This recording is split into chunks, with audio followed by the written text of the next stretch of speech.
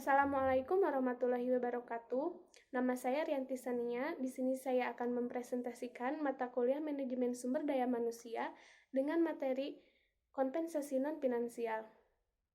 Kompensasi non-finansial meliputi kepuasan yang diterima seseorang dari pekerjaan itu sendiri atau dari lingkungan psikologis dan fisik di mana orang tersebut bekerja. Komponen-komponen kompensasi non-finansial meliputi jabatan itu sendiri dan lingkungan kerja. Kompensasi non-finansial diupayakan untuk mewujudkan keseimbangan antara pekerjaan dan kehidupan yang menghasilkan kehidupan yang lebih menyenangkan bagi para karyawan. Yang pertama adalah jabatan itu sendiri sebagai faktor kompensasi non-finansial dikembangkan oleh J. Richard Hackman dan Greg Oldham. Menurut teori ini, para karyawan mengalami kompensasi intrinsik jika dalam jabatan mereka secara signifikan terdapat 5 dimensi jabatan inti, yaitu yang pertama, variasi keterampilan adalah tingkat sejauh mana jabatan membutuhkan sejumlah aktivitas yang berbeda agar sukses.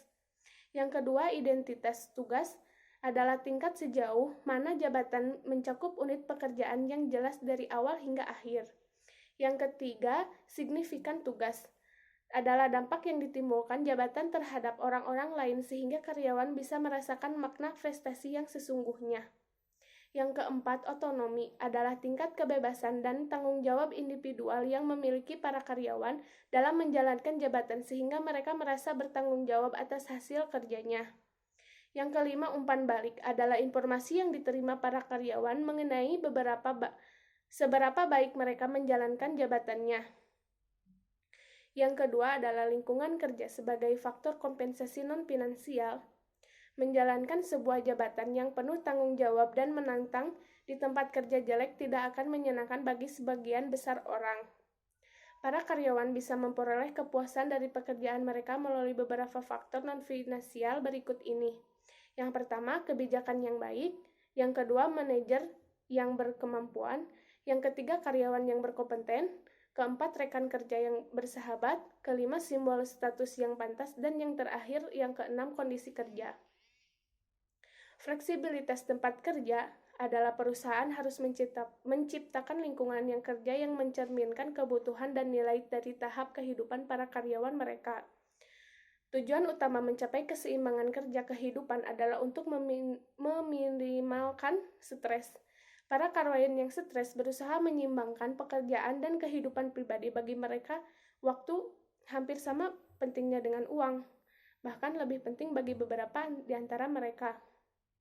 Perwujudan fleksibilitas tempat kerja yang pertama, flex time, adalah mengizinkan para karyawan untuk memilih jam kerja mereka sendiri dan batasan tertentu.